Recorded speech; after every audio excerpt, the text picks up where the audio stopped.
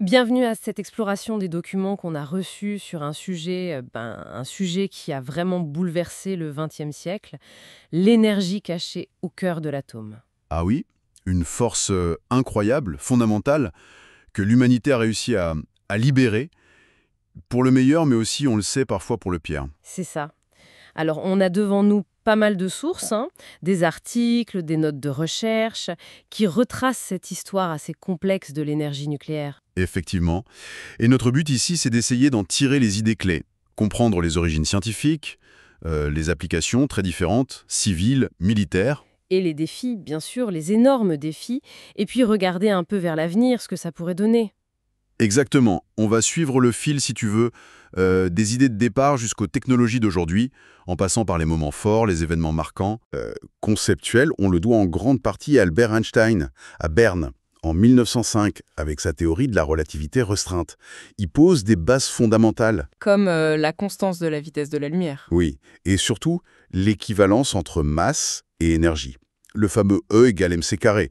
L'idée que la masse, c'est de l'énergie hyper concentrée. C'est une idée qui paraît presque abstraite au début, mais les conséquences sont... Énorme, tout à fait.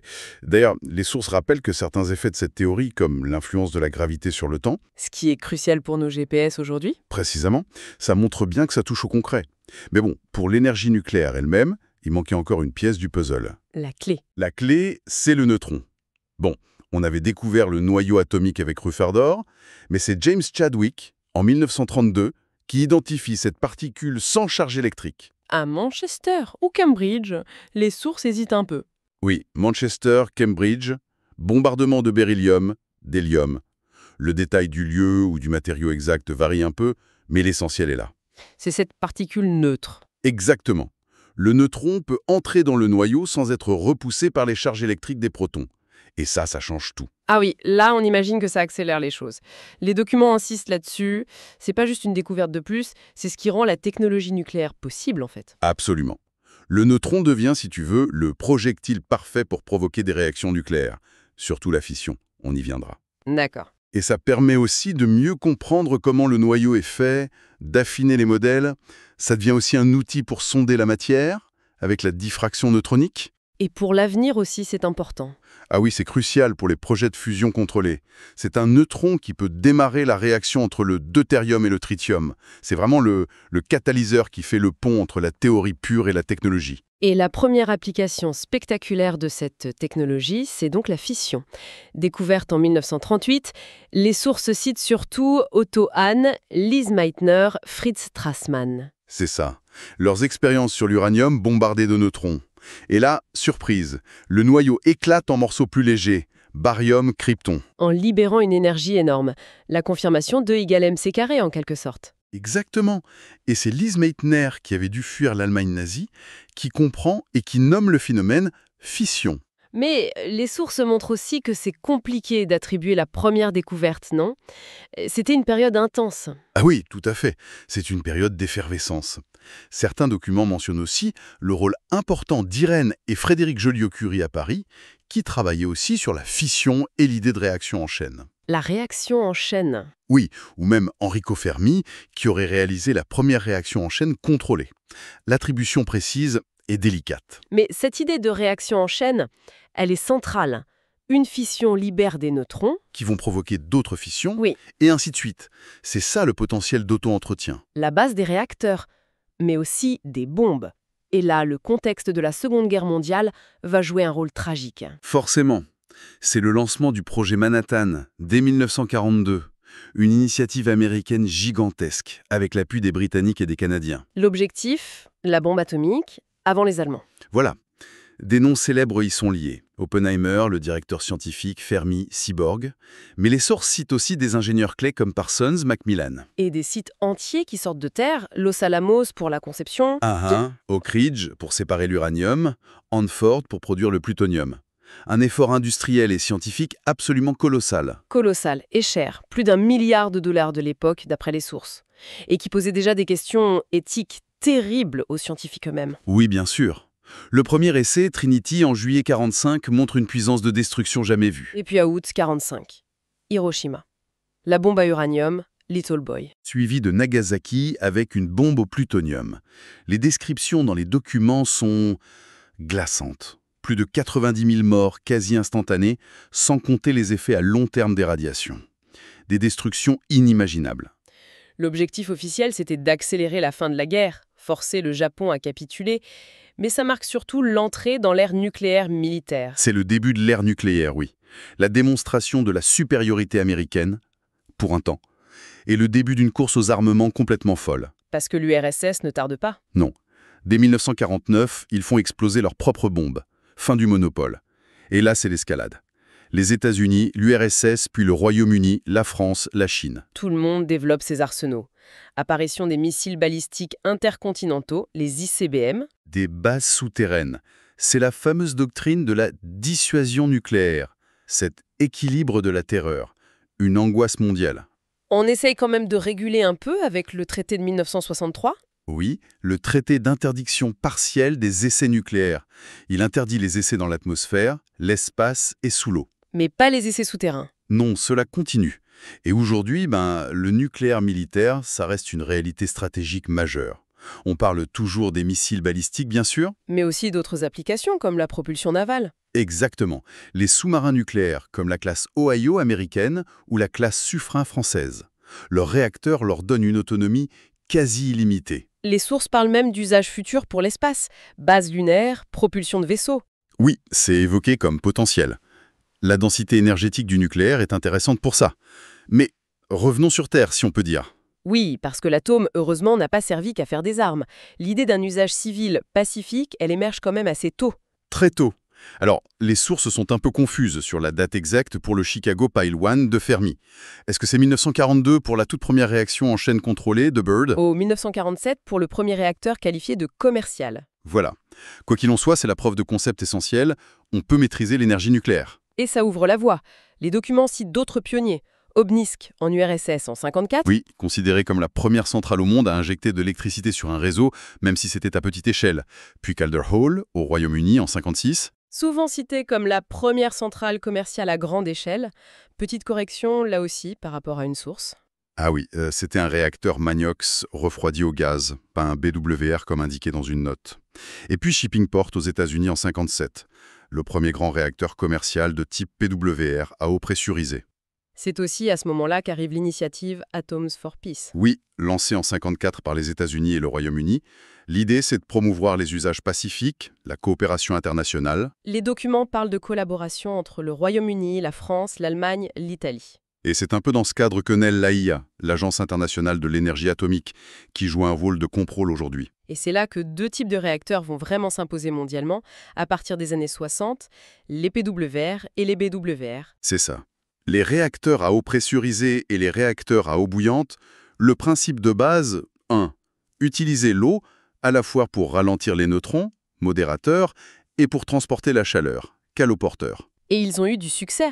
Les sources disent qu'ils sont robustes, éprouvés. Oui, et ils ont bénéficié d'un gros développement industriel, notamment par les Américains Westinghouse et General Electric. C'est pour ça qu'on les retrouve partout. Aux États-Unis, bien sûr, en France où on développe maintenant le PR comme successeur, au Japon, en Chine, partout. Mhm. Un autre jalon mentionné, c'est la centrale TVA1 en 1960. Oui, même si les sources sont un peu floues sur une localisation. UMass, Allemagne? Non, la Tennessee Valley Authority, c'est bien aux États-Unis. C'était pionnier pour fournir de l'électricité nucléaire à l'échelle d'une région entière, présentée comme une alternative sans CO2 aux centrales à charbon. Avec les défis techniques qui vont avec, bien sûr. Le confinement, la sûreté. Évidemment. Et puis, arrive un moment un peu critique dans les années 70, la crise de l'uranium. Ah oui, lié au choc pétrolier. En partie. Les prix de l'uranium montent en flèche, on commence à craindre une pénurie. Et ça va avoir des conséquences importantes sur les stratégies. On imagine. Ça pousse à être plus économe. Exactement. Ça encourage fortement le développement du retraitement du combustible nucléaire usé. C'est-à-dire? Récupérer le plutonium et l'uranium qui sont encore dedans et qui peuvent resservir. Le fameux procédé Purex, une méthode chimique assez complexe. Développé en France, aux États-Unis notamment, pour économiser la ressource et gagner en indépendance? Tout à fait. Et ça stimule aussi la recherche sur d'autres types de réacteurs, comme les RBMK en Union soviétique ou les projets de réacteurs à neutrons rapides, les SNR. L'idée étant d'utiliser le combustible plus efficacement, Mhm. voire d'utiliser du combustible usé. C'est ça. Ou du combustible moins enrichi, tout en essayant d'améliorer la sûreté, avec plus ou moins de succès, on le verra, et de réduire les déchets. C'était des motivations économiques, mais aussi très géopolitiques, d'autonomie stratégique. Et en dehors de l'électricité, le nucléaire trouve plein d'autres applications civiles, hein. Les sources en listent pas mal. La médecine, c'est flagrant. Ah oui, c'est énorme en médecine. Les isotopes radioactifs pour faire des diagnostics, la scintigraphie, le TEP scan avec du fluor 18 par exemple. Ou pour soigner, la radiothérapie contre le cancer avec le cobalt 60 ou le traitement de l'hyperthyroïdie avec l'iode 131. Sans oublier la stérilisation du matériel chirurgical par irradiation gamma. C'est très utilisé. Et dans l'industrie aussi. Oui. Contrôle qualité de pièces sans les détruire, détection de fuites dans les pipelines avec des traceurs. L'irradiation sert aussi à conserver les aliments plus longtemps. Et même pour dessaler l'eau de mer. Oui. Utiliser la chaleur des réacteurs pour produire de l'eau douce, c'est une application possible, mentionnée dans les sources. Bon, mais ce développement du nucléaire civil, ça n'a pas été si simple. L'histoire est marquée par des accidents graves. Le premier gros choc pour le public occidental, c'est 3 Mile Island, aux USA, en 79. Oui, TMI. Un accident complexe, panne technique, erreur humaine. Ça a mené à une perte de refroidissement et à la fusion d'une partie du cœur du réacteur. Mais les rejets radioactifs ont été limités, non? Relativement limité, oui. Mais l'impact psychologique a été considérable. Les sources le disent bien. Ça a ébranlé la confiance, nourri le scepticisme du public. Et ça a conduit à de vraies réformes de la sûreté. C'est après TMI qu'on crée la NRC, l'autorité de sûreté américaine. Exactement. Et on revoit en profondeur les procédures, la formation des opérateurs. C'était un vrai signal d'alarme. Et puis, il y a eu Tchernobyl, 1986, Ukraine soviétique. Là, c'est une autre échelle. Une catastrophe majeure, oui. Les causes sont multiples, d'après les documents.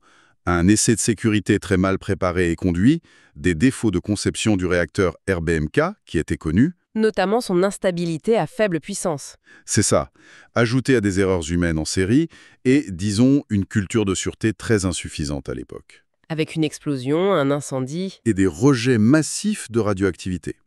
Du césium-137, de l'iode 131, du strontium 90, qui ont contaminé une bonne partie de l'Europe. Le bilan humain, direct et indirect, est très lourd. Et il y a cette immense zone d'exclusion. Le choc mondial a été immense. Évidemment. Ça a entraîné une remise en cause des réacteurs RBMK, bien sûr, mais aussi un renforcement très net des normes de sûreté au niveau international, sous l'égide de la IEA. Les sources parlent de concepts comme la défense en profondeur. Oui, la sûreté intrinsèque. L'idée que le réacteur revienne naturellement à un état sûr en cas de problème. Plus d'automatisation, une meilleure formation, plus de transparence aussi. Et puis plus récemment, Fukushima Daiichi au Japon en 2011. Un scénario encore différent. Très différent. Là, c'est une catastrophe naturelle hors norme. Un séisme d'une magnitude incroyable, suivi d'un tsunami dévastateur. Qui met hors service les systèmes de refroidissement de secours. De plusieurs réacteurs, oui. Ce qui provoque la fusion des cœurs dans 3 unités. Avec des rejets radioactifs importants dans l'air, dans la mer, des évacuations massives. Et une nouvelle remise en question mondiale. Forcément. Les stress tests sur toutes les centrales pour évaluer leur résistance aux événements extrêmes. L'accélération de la sortie du nucléaire dans certains pays, comme l'Allemagne. Et un effort général pour améliorer la résilience des installations face aux catastrophes naturelles. Mais ces accidents, aussi terribles soient-ils, ont quand même poussé à innover en matière de sûreté, paradoxalement. Oui, c'est indéniable.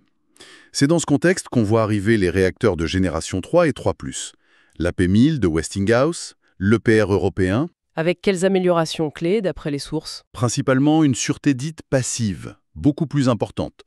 C'est-à-dire la capacité du réacteur à se maintenir dans un état sûr, sans intervention humaine et sans électricité extérieure, pendant un certain temps après un incident. Et un confinement renforcé aussi. Oui, et une meilleure efficacité économique, du moins en théorie. Les systèmes de refroidissement passif qui utilisent juste la gravité ou la convection naturelle, c'est devenu un axe majeur après Fukushima. Et on les retrouve dans les concepts de génération 4. Oui, ils sont intégrés dans les futurs concepts. Et sur le plan international, il y a aussi le traité de non-prolifération, le TNP. Signé en 68, mais entré en vigueur plus tard. Les dates varient un peu dans les sources. 70, 90 ? L'entrée en vigueur pleine et entière avec tous ces mécanismes a pris du temps, oui. Mais les 3 piliers sont là depuis le début. Non-prolifération des armes, désarmement progressif et accès contrôlé aux technologies pacifiques. Avec l'AIEA comme gendarme? En quelque sorte, oui, pour la vérification. Alors, justement, parlons de l'avenir. La fameuse génération 4. Qu'est-ce que c'est exactement d'après ce qu'on a lu? La génération 4, c'est pas un seul type de réacteur, hein. C'est un ensemble de concepts assez différents des réacteurs actuels qu'on explore depuis les années 2000 environ. Avec quels objectifs principaux? Souvent, améliorer la sûreté, réduire les déchets, utiliser le combustible plus efficacement. Un axe important, c'est les réacteurs à neutrons rapides, les RNR. Comme le projet SFR en France? Par exemple, oui. Leur particularité, c'est qu'ils utilisent des neutrons qui n'ont pas été ralentis, des neutrons rapides. Et ça change quoi? Ça leur permet de brûler certains déchets radioactifs très problématiques, ceux qui ont une vie très longue, les actinides mineurs, et aussi de produire plus de combustible qu'ils n'en consomment. Comment ça? En transformant l'uranium-238, qui n'est pas fissile directement, mais qui est très abondant, en plutonium-239, qui lui est fissile. C'est ce qu'on appelle la surgénération.